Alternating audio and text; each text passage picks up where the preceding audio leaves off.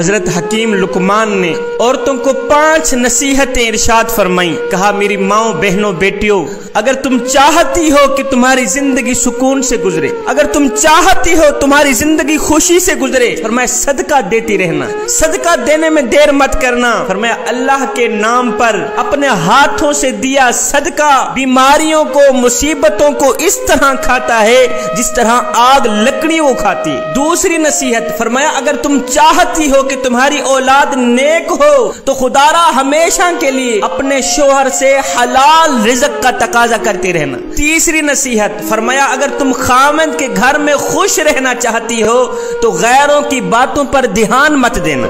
چوتھی نصیحت فرمایا اگر تم چاہتی ہو کہ تمہارا خاوند ہمیشہ تم سے محبت کرے تو ہمیشہ کے لیے صاف ستھری رہنا. 5 وقت کی نماز کا دامن ہرگز نہ چھوڑنا، شوہر کی اطاعت کا دامن ہرگز نہ چھوڑنا، شوہر کی فکر کا، شوہر کی محبت کا، شوہر کے احکامات کی پیروی کرنے کا دامن ہرگز نہ چھوڑنا.